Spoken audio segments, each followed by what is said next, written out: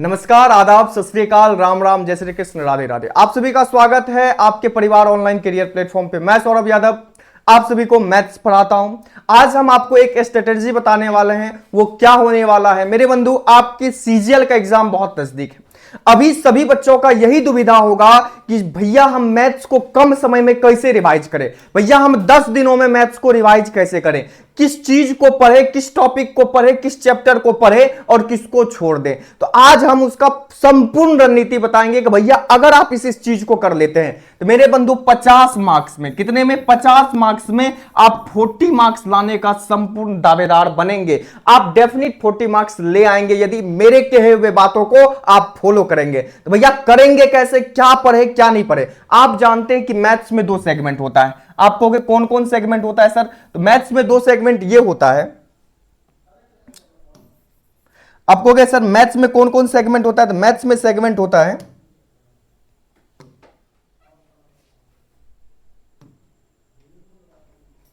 एक मिनट,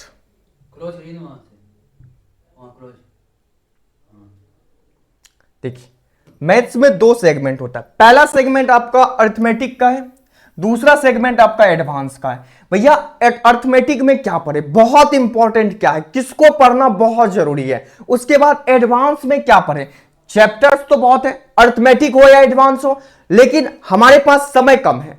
किस चीज को पढ़े कि उस चैप्टर से, उस टॉपिक से ज्यादा आपके एग्जाम में क्वेश्चन आए और ज्यादा से ज्यादा उस चीजों को करने के बाद आप क्वेश्चन को सही तरीके से अटेम्प्ट ले पाए। पहली बात तो अगर आप सीजीएल के स्टूडेंट हैं, यदि आप एसएससी के स्टूडेंट और सीजीएल को देने जा रहे हैं तो आपकी कैलकुलेशन सही होनी चाहिए। क्या सही होनी चाहिए, कैलकुलेशन। तो मेरे भैया इस 10 दिन में भी आप कैलकुलेशन पे ध्यान दे सकते हैं। मैथ्स में क्या पढ़े, अर्थमेटिक में हम क्या पढ़े, हम आपको एक एक चीज सीक्वेंस वाइज बताएंगे। भैया अर्थमेटिक में आप अगर इस चीज को रिवाइज कर लेते हैं तो आपके लिए बहुत बेनिफिशियल होगा, क्योंकि इन चैप्टर से आपके एग्जाम में भर भर के क्वेश्चन आते हैं। कोई दिक्कत आपको सर, कोई दिक्कत नहीं मेरे प्यारे। अर्थमेटिक की मैं बात करूं तो पहला तो परसेंटेज। अब परसेंटेज में किस टाइप का क्वेश्चन आता है भैया, परसेंटेज में या तो आपको इलेक्शन वाला क्वेश्चन देगा या तो आपको क्रिकेट वाला क्वेश्चन देगा। इन 2 टाइप के क्वेश्चन ज्यादा पूछे जाते हैं आपके एग्जाम में। या परसेंटेज में देगा तो नॉर्मल क्वेश्चन देगा या परसेंटेज निकालने के लिए देगा। ये 2 टाइप, एक इलेक्शन वाला, एक आपको क्रिकेट वाला। तो परसेंटेज पढ़ना, और परसेंटेज पढ़ने का एक और फायदा है, परसेंटेज हर एक टॉपिक, हर एक चैप्टर में अप्लाई होता है। तो भैया इसको पढ़ना, इसका रिवीजन करना। अभी आप पूरा पढ़ तो नहीं सकते हैं, लेकिन एक झलक, एक नजर दौड़ा सकते हैं। तो भैया परसेंटेज को पढ़ना मोस्ट इंपॉर्टेंट है। सेकेंड वन आपको आता है रेशियो एंड प्रोपोर्शन। क्या आता है आपको, रेशियो एंड प्रोपोर्शन। अब भैया रेशियो अनुपात और समानुपात, ये क्यों पढ़ना, इनसे क्वेश्चन बहुत कम आता है, इनसे क्वेश्चन बहुत कम आता है, लेकिन अप्लाई हर एक चैप्टर में होता है। अगर आप चाहते हैं कि आपका हर एक चैप्टर आसानी से बने तो आपको हवा यही रेशियो एंड प्रोपोर्शन से ही चैप्टर को कीजिएगा। अब मोस्ट इंपॉर्टेंट चैप्टर हम आपको बताते हैं, ये चैप्टर सभी चैप्टर का जड़ है। तो भैया अगर आप रिवीजन करने जाते हैं और अर्थमेटिक को पहले रिवीजन करते हैं, पहले इन दोनों चैप्टर को रिवाइज कीजिए। अगर आप इन दोनों चैप्टर को रिवाइज अच्छे तरीके से कर लेते हैं तो मेरे प्यारे आगे में जितने भी चैप्टर हैं इन्हीं से सारे चैप्टर्स आपके बनेंगे, क्योंकि एग्जाम में लगभग क्वेश्चन, आप कह सकते हो 80% क्वेश्चन आपका परसेंटेज के थ्रू बन जाता है और रेशियो और प्रोपोर्शन के थ्रू बन जाता है। अब सेकेंड वन भैया लॉस और प्रॉफिट। लॉस और प्रॉफिट, उसके बाद भैया आप कहोगे सीआई और एसआई। मेरे बंधु सीआई एसआई में क्या पढ़ना है, सीआई एसआई में देखिए लॉस और प्रॉफिट में ज्यादा से ज्यादा क्वेश्चन आपको स्टेटमेंट बेस्ड पूछता है। कैसा, बाय वन गेट वन वाला, आपको डिस्काउंट निकालने के लिए पूछेगा या आपको सक्सेस। आप देख रहे हैं 2 सालों से 2023 और 24 सीएचएसएल जो हुआ पिछले, इससे पहले सीएचएसएल हुआ, सक्सेसिव डिस्काउंट पे ज्यादा से ज्यादा जोर दिया गया है। तो मेरे बंधु सक्सेसिव डिस्काउंट भैया 2 गो का हो 3 गो का, अभी 3 गो का ज्यादा सक्सेसिव डिस्काउंट पूछा जा रहा है। तो भैया उस पर ज्यादा ध्यान दीजिए। आपका एसआई सीआई में भैया 2 वर्ष के एसआई और सीआई के बीच का अंतर निकालने बोल देता है, 3 वर्ष के एसआई और सीआई के बीच का अंतर, इससे ज्यादा का पूछता नहीं है। इन दोनों का अगर आप कर लेते तो आप आसानी से कर लेंगे। एसआई सीआई हो गया, प्रॉफिट लॉस हो गया। उसके बाद आप कर लें time and work, most important time and work. अभी आपको हम सेट करवा रहे हैं, आप ये देख रहे होंगे ये टाइम एंड वर्क हर एक सेट में 2 से 3 क्वेश्चन पूछा जा रहा है। तो भैया ये मोस्ट इंपॉर्टेंट है। ये टाइम एंड वर्क से क्वेश्चन एक तो नॉर्मल पूछ देता है, दूसरा क्या होता है कि 2 व्यक्ति मिलकर के किसी काम को इतने दिनों में करता है, इस टाइप के क्वेश्चन आपको भर भर के पूछते हैं। भैया M1D1/W1 फॉर्मूला से भी बहुत सारे क्वेश्चन पूछते हैं। तो भैया इस टाइम एंड वर्क को एकदम जहन में बैठा लीजिए। थर्ड वन क्या होता है आपको, टाइम, डिस्टेंस एंड स्पीड। उसके बाद फोर्थ वन रेस। भैया ये रेस इसी से निकला है, टाइम, डिस्टेंस एंड स्पीड से ही ये अगर रेस पैदा हुआ है तो आपको कि रेस कहां से पैदा हुआ है, तो रेस भैया इसी से पैदा हुआ है। अगर आप इसे पढ़ लेते हैं टाइम, डिस्टेंस एंड स्पीड को, तो भैया ये आपका बन गया। आप अर्थमेटिक में 1 2 3 4 5 6 7 आप अगर इतना चैप्टर को करके चले जाते हैं तो आप धुआं धुआं कर देंगे, क्योंकि इन चैप्टर का आपके एग्जाम, आपके प्री के एग्जाम में, मैं मेंस की बात नहीं कर रहा हूं, मैं प्री की बात कर रहा हूं, प्री के एग्जाम में ये चैप्टर बहुत वैल्यूबल है। अगर आप इतना चैप्टर, अब आपको सर मिक्सचर और एलिगेशन कभी कभी किसी सेट में पूछता है, कभी कभी नहीं पूछता है। बस आप अगर पढ़े हैं, आप अगर सीजीएल का एग्जाम देने जा रहे हैं तो मिक्सचर और एलिगेशन से तो इंट्रोड्यूस हुए ही होंगे, भैया वो रिलेट कर देता है SI/CI से, तो भैया वो निकालने आना चाहिए। लेकिन अभी आप अगर इन सभी को रिवाइज करने के बाद अगर आपको समय बचता है तो आप उसको पढ़ सकते हैं। अब हम चलते हैं एडवांस में, क्या पढ़े क्या नहीं पढ़े मेरे बंधु। बस आप देखो इतना ही चीज पढ़े। आप जानते हैं अर्थमेटिक में चैप्टर तो इतना नहीं है, कितना चीजों को हम छोड़े। भैया अगर आप इतना को कर लेते हैं ना, ये मोस्ट इंपॉर्टेंट चैप्टर है। इस चैप्टर से आपके एग्जाम में भर भर के क्वेश्चन आता है। अगर आप इसको करते हैं, अगर आप इस 10 दिनों में, 10 से 15 दिनों में रिवाइज कर लेते हैं, तो हम आपको क्या बोले, 50 में, कितनों में, 50 में आप 40 मार्क्स लाने के हकदार हो जाएंगे और ला सकते हैं। कोई दिक्कत आपको कि सर एडवांस में चलिए मेरे भैया, एडवांस बहुत वास्ट है, बहुत बड़ा है। एडवांस में क्या पढ़े क्या नहीं पढ़े, कितना पढ़े, अगर ये चैप्टर बहुत बड़ा है उसमें से क्या पढ़े, क्या निचोड़ को निकाले, किस किस चीज को पढ़े, क्या एग्जाम में ज्यादा आता है, हम उस पर डिस्कस करते हैं मेरे प्यारे, ध्यान दीजिएगा। अब हम चलते हैं कहां पे, एडवांस में। कोनो दिक्कत मेरे दोस्त? कहोगे सर कोई दिक्कत नहीं है,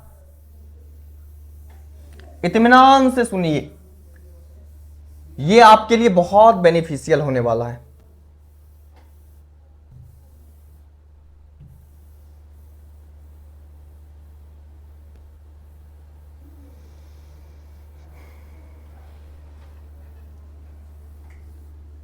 अब बंधु हम कहां चलते हैं? आप कहोगे सर हम एडवांस में चलते हैं। भैया एडवांस में क्या पढ़ना है? भैया हम पहला टॉपिक उठाते हैं ज्योमेट्री। क्या उठाते हैं? ज्योमेट्री।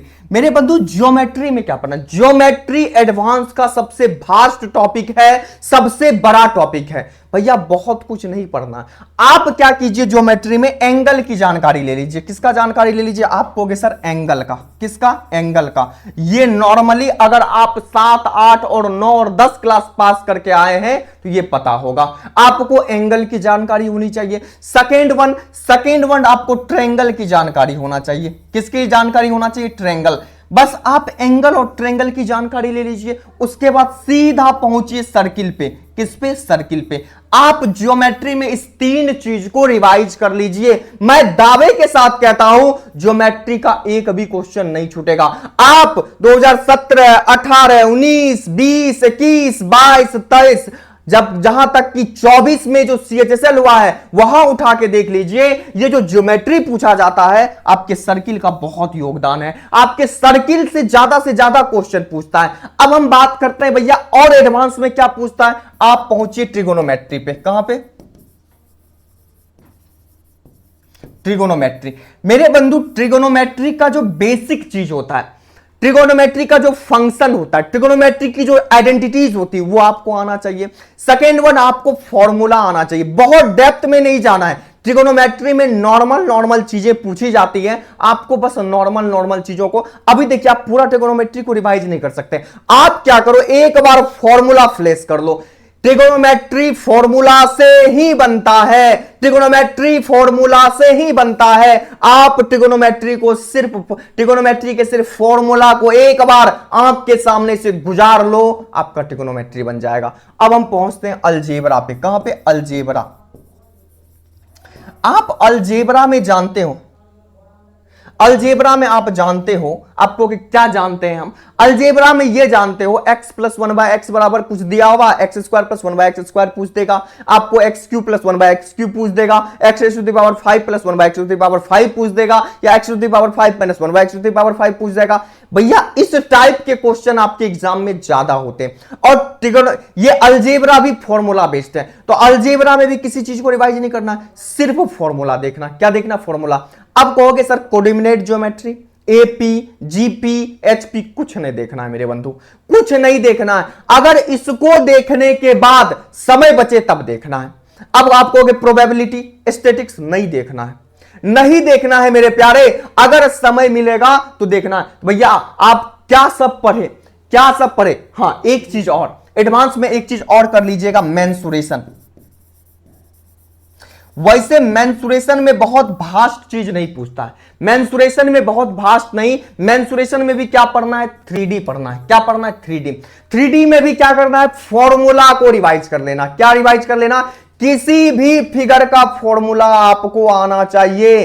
बिना फॉर्मूला को देखे आप एग्जाम देने नहीं जाए। ये 10 दिन एडवांस में फॉर्मूला देखने का समय है, ये 10 दिन एडवांस में फॉर्मूला देखने का समय है, कुछ करने का समय नहीं है। मैं दावे के साथ कह सकता हूं आप एडवांस में सारे क्वेश्चन करके आओगे अगर आप फॉर्मूला देख के जाते हो। तो भैया एडवांस में कौन कौन चैप्टर पढ़ना पड़ा? Geometry, trigonometry, algebra, mensuration. पूरा नहीं पढ़ना है, पढ़ना क्या है? इसका फॉर्मूला पढ़ना है। क्या चीजें समझ में आई? अर्थमेटिक में हमने आपको बता दिया क्या क्या पढ़ना है, भैया एडवांस में हमने बता दिया क्या। अगर आप इस चीजों को रिवाइज करते हो तो मैं पूरे दावे के साथ कह सकता हूं कि आप 50 में 40 मार्क्स ला सकते हो, 100% ला सकते हो। अगर आपने मोक लगाया है तब, अगर आपने मोक नहीं लगाया तो आप वहीं टेंट फिश हो जाओगे, क्योंकि आपके अंदर वो स्पीड नहीं बनेगी, स्पीड नहीं बनेगी, एग्जाम में आप चल नहीं पाओगे। अगर आप एग्जाम में चलना चाहते हो तो आपको स्पीड बनानी पड़ेगी।